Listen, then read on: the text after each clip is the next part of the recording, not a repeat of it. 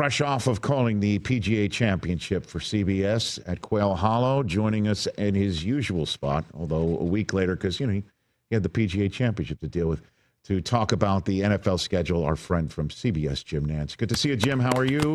Always great to see you. Hello, friend. I'm excited to be able to talk a little NFL. Let's do it. We just come off of a Scotty Scheffler romp in Charlotte. Mm-hmm. Good for the game, but I got football on the brain right now.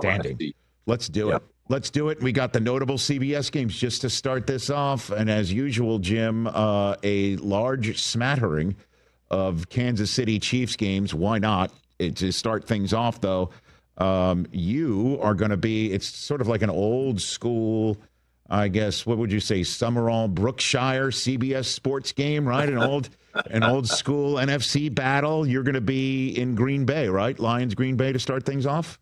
Correct? Yes, you can see there September 7th, we have a doubleheader early. Pittsburgh and the Jets, which should be Aaron Rodgers going back to take on the Jets, if that comes to fruition, which we anticipate it will. And then, yes, the Lions and the Packers. I like your throwback call there with Brookie and Summerall before it was Madden and Summerall. But I'm thrilled to have it. That's turned into a really nice rivalry now that the Lions are so established and so relevant. They've had some wonderful matchups. They had great games last year, and it'll be a wonderful scene at Lambeau Field at the 4:25 window, week one. We got the doubleheader right out of the box. And, again, as I mentioned, there's a lot of red KC arrows up on the screen, and I guess that's part and parcel of what you get when you're the CBS Sports NFL lead play-by-play announcer, Jim, right?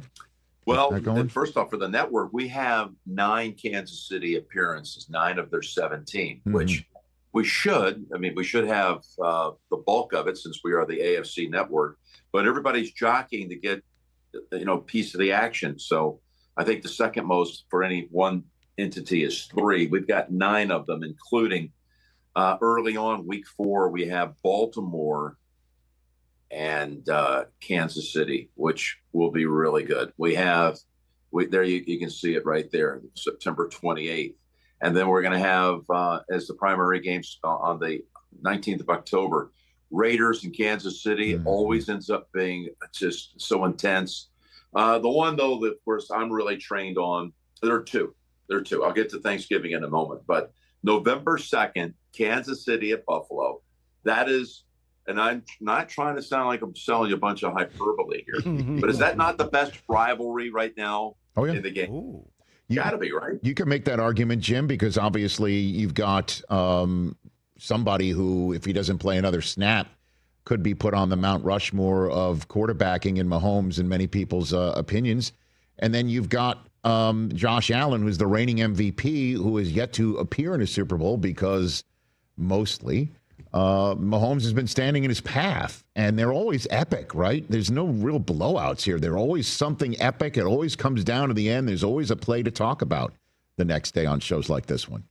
Well, last year it was 23-21 Buffalo, 4th and 2 at the Kansas City 27-yard line.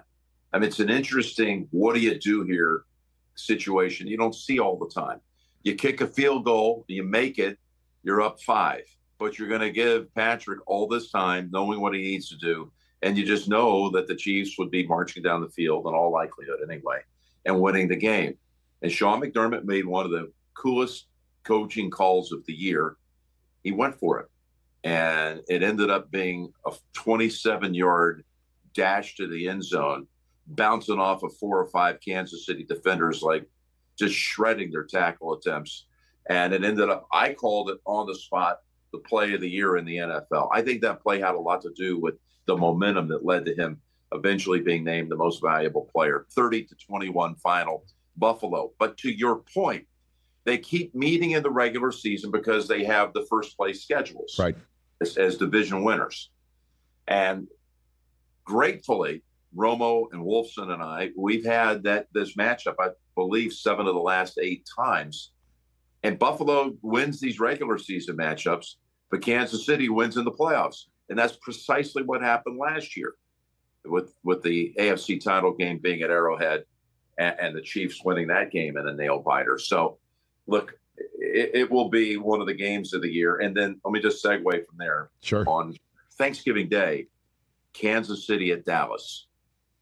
You could argue the two biggest brands right now in the NFL. The Cowboys have obviously been the brand, the national team moniker for 40 years at least. And now Kansas City is trying to lay claim to that. They're trying to get a piece of Christmas Day and on a full-time basis, and they're willing to play anywhere because they're such a brand team. They're so good. But KC and Dallas, to put those two gigantic brands together on the most watched day of the regular season in the NFL, it's going to set records. That's not what I'm out for it to do, but I just hope it's a great football game. But it will be a wonderful matchup to call on Thanksgiving. KC at Dallas. It's the game we wanted. We wanted KC and Buffalo also. And I think those are the headliners on our schedule. I think, listen, Jim, and you're not you're not a clickbaiter. I think we've established that over your career. But I think, and I've spoken to some people at the NFL as well in the last week since the schedule's come out, that if everyone's healthy and the game does feature the winning teams that we expect, I think the Chiefs and Cowboys could be the most watched game you've ever called in a regular season, ever. I think it has that potential right there. I think it's a good chance of that. I would love to go back and see what the numbers were like when we had Brady and Manning all those many years. And, they played 17 times against each other. I got to call 11 of those 17. There was one year, too, in Indianapolis when the Colts were undefeated.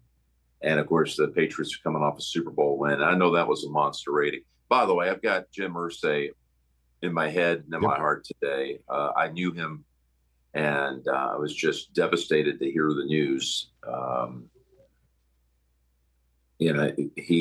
He had a really generous heart. Let me just put it that way. Yeah, I was going to bring him up to you, Jim, because, the one Super Bowl that the Indianapolis Colts won in the rain in Miami that night that everybody talks about for the halftime show. And Tony Dungy wins it, which was historic in its own right. The man who handed the trophy to Jim Irsay, that's you right there in the rain on that night. I was wondering your recollections of this moment, Jim. Yeah, I know that I got to share that moment with Jim, and I was reminded of that a few times, when I would see him years down the road. But my memory of him was something that happened away from the football field. My father had passed away like eight months before that Super Bowl. And I had written a book about my father. You remember, you were very generous to talk about it a lot, Always by My Side. And when my father passed away, it's amazing what that moment means to you when you lose a parent and the people you hear from, and you're gutted, and it means a lot. It means a lot to me to think back to the people who reached out, and it was an amazing list of people who reached out. But I just wanted to say that Jim Irsay not only reached out to me, he sent the most beautiful flowers and a lovely note. This is going to sound really hard to believe. I was asked by the Colts, and presumably it came from Jim, at the beginning of this week. Today is Thursday, so it was asked at the beginning of the week if I could run into a sound studio in Nashville and lay something down, just an internal video for the Colts. It's not going to be played anywhere. And that was an easy one. I was going to do that regardless. I wasn't looking for any, compensation, not even a thought, of course. But the fact that it came from the Colts, and all these years later, 17 years later, I remembered that act of kindness from Jim, that was an easy one. They've never asked before, so I found my way to a voice booth on Tuesday midday, to go lay down a 2-minute video that was going to be played internally for the Colts. And when I got into the soundstage and put the headset on 48 hours ago, I told that story to Matt and all the crew from their communications department, the PR department. I told them how I always have a special place for the Colts and Jim Irsay because of what he did when my father passed. And 24 hours later, after I told that story, Jim was gone. So, I've got a heavy heart. He was, I think, misunderstood by a lot of people. But his passion for his team, his community, his family, there was a whole lot there that the world did not really get a chance to know about. Prideful man who had his battles and conquered his battles and was a loyal man to all the above, his family, his community, and his football franchise. And he will be missed big time. It was so fresh to be in a soundstage one day telling them, hey, your owner, Jim Irsay, did this for me years ago. When you guys ever want something like this, I volunteer. And the next day he's gone. So, yeah, I'm glad you brought it up. Well, and you bringing it up as well. And certainly, I didn't know about that story about your father. And just to, I guess, bring it all in perspective for all our viewers and listeners, your salutation of hello friends is born out of you saying hi to your dad, right? Through the television screen. 100%. My dad battled Alzheimer's for 13 years, and that was the foundation of the book that I wrote, Always by My Side. My father was incapable of being able to share my life and my career with me as I had hoped it would be. It was a two-man team traveling around America covering the great championships of sport. As an only son, that was my goal. But early in my career, he suffered a stroke and diagnosed with Alzheimer's, and I played little mind games to try to keep the wheels turning, so to speak. And I one time hit upon the saying hello friends, and my little coded message I told them was going to be for you when I come on the air this week. I'm going to look into that lens. I'm going to say hello friends, because my name is his name. My dad was Jim Nantz. I was Jimmy Nantz growing up, to be honest. I'm the third.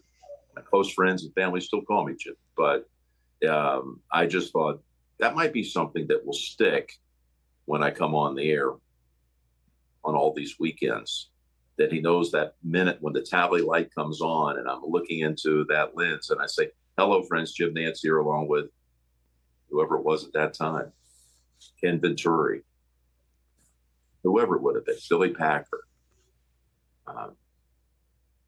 that I was thinking of him. And I kept it going because it just, not because it's a signature line and I'm trying to advance anything. It's just because it keeps my connection with him. He's been gone now 17 years. But I look into that lens and there's no feedback coming back at us, as you know, Rich. You look into a camera, there's a lens and it's just a dark hole you're looking into. Yes. You never think about how many people are on the other side of that lens. Oh, yeah. And depending on the event, AFC Championship this year, Buffalo and Kansas City, 57 million people. The year before, Kansas City, San Francisco Super Bowl, 123 million people. Staggering. It's incomprehensible. But when I look into the lens and I say, hello, friends, I see my father. And for that flicker of a second, it relaxes me. It's a warm feeling. And I feel connected with them. Beautiful. And I march on to the show. Beautiful, Jim. As always, beautiful. And trust me, I've been there looking at down the lens, wondering who's on the other side, like at quarter to 4 in the morning, sitting next to Stuart Scott in 1997, wondering who in the world is on the other side of that, as you're struggling to figure out, how to stay awake. Before I let you go, I would be remiss if I didn't bring up the Masters coverage, just masterful again by you and the CBS crew. What was it like for you to watch Rory McIlroy's epic? The only word for it was operatic, pretty much. Watching him have one shot after another, reminiscent of his greatest shots ever, and also reminiscent of why he had yet to have that career grand slam that he was about to get later on that day. What was your perspective sitting there watching all that, Jim? Well, at the time, it was exhilaration. It was heartache. It was the ups and downs that you just documented, and it really was human. It was a facsimile of like a way that life can be for all of us: ups and downs, coping, facing adversity, dealing with triumphs, and all of this at a time when he's in pursuit of one of the rarest conquests in sport, and that is to be a career Grand Slam winner. He was the first to clinch it since Tiger clinched it in 2000, and only the sixth of all time. So it put him into very rarefied air and company with the likes of Nicklaus and Hogan and Saracen and Gary Player as well. So, it was, at the time, it was wrenching. You felt at the end of the show like you'd been through the ringer, because there'd been so many times he'd won it and lost it. Yes. And then after you had time to reflect on it, you realize it was one of the great stories to ever have a chance to tell. We're in the reactionary storytelling business. We don't know what's going to happen next. We don't have a script. It's all ad lib. It's see it and tell people what you see. And it made it all more human. It made it even richer as a story that he won it and lost it so many times. And in the end, he figured out a way to win it. So I've been fortunate enough to broadcast 40 Masters tournaments. And that was my 40th. And I walked into Jack Nicklaus in 1986, winning his sixth green jacket. And I got to be there for Tiger's 5, including the win for the ages in 1997, and then the one in 2019 that no one saw him being able to win at that station in his life and career, but he did. So I've had so many remarkable stories to try to tell, but this might have been the best story. I'm not saying it's the greatest Masters, but it's definitely on my very short list in top 3. And it was just wonderful for the game. It was wonderful to see a roadmap for all of us mere mortals, how you deal with ups and downs and despair and glory. And it was all wrapped into one. It almost feels like a dream sequence now, but I'll count that one forever as being a very special moment. And when he finally knocked in the playoffs to beat Justin Rose and complete the career Grand Slam, all I could think to say was the long journey is over. And it was over. Not only on that day was a long journey, but his career, he had waited 11 years to close out the career Grand Slam. It had taken that 11 years. And I just tagged it with McIlroy has his masterpiece. And it'll go down in the annals of golf as one of the greatest golf events of all time. No question about it. And as you know, it's not just you in the booth and your partners on the course in the towers. It's also those in the truck and making these shots. And that shot of Rory, where the camera was right in front of him as he was walking from the 18th green to sign his scorecard. And just sticking with that shot of him just realizing the moment had hit. I'm getting goosebumps just even recalling the moment had hit and watching him just see his family, see his friends, and soak in the adoration, right? And the fact that your crew and the directors, producers stuck with that shot, you let it breathe. Awesome. I just was sitting there, I was crying, I was clapping by myself on a couch, and I think I'm speaking for millions of others, Jim. That was the experience. Steve Milton is our director. Awesome. He is Steven Spielberg, but he's Steve Milton. He's genius. And all the drone coverage and all the different angles we have throughout the 4 days of Masters coverage, he makes movies, is the way I look at it. It's not covering a sporting event. It's not like covering a football game where it's inside of a stadium and you know where your play-by-play cameras and your sideline cams are. And I'm not trying to minimize that task. It's big, but it's spread out over 200 acres. And you have the ability to get into art, really. And you hope your commentary can match the level of the art that Steve is presenting. And then you have our producer and Sellers Shy and that tandem to know directionally where we need to go and where the action is and how long we need to stay with it. And, our good friend, Al Michaels, is a huge Masters follower and fan. And he writes me after these Masters telecasts when they're really good like this. And he says there's no sporting event like it. And there's nothing in terms of television coverage that it can compare. He calls it cinema. It's cinematic. And I think that's the way we all try to approach it. We keep our words to a minimum and hope that they have punch and power. The ones that you do use, you try to let this thing have the air and the space, the breadth that it needs to let all these shots and the Nantz sound play out. You have that wonderful melody and undercurrent, the Augusta theme. Yeah, it adds up almost like a dream sequence disguised as a sporting event. It's my favorite event. I've been asked that question for years. What's your favorite? And it's always a difficult thing to slight or perceive slights something else, like the gift of calling Super Bowls, et cetera, which I've had the chance to do it many times. But there's nothing quite like that. And when you combine it with a story as big as Rory going for the career Grand Slam and the crazy Audacy / journey that he took to finally close it out. Yeah, it was pure magic, man. I appreciate it. A month later, we're still talking about it. Oh, yeah. It follows everywhere I go. I hear about it every day, multiple times. People, golf fans and non-golf fans, were touched by what they saw that day.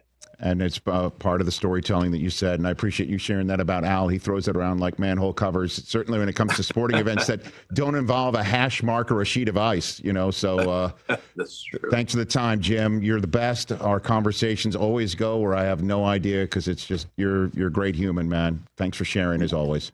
Right back at you, man. I cheer for you. Thank you. Congratulate you on your triumphs and your latest triumph. And thanks, bud. Appreciate you, man. Hope to see you soon. Right back at you. That's Jim Nantz, the one and only from CBS, right here on The Rich Eisen Show. Catch The Rich Eisen Show live weekdays from 12 to 3 p.m. Eastern on Roku Sports Channel in the U.S.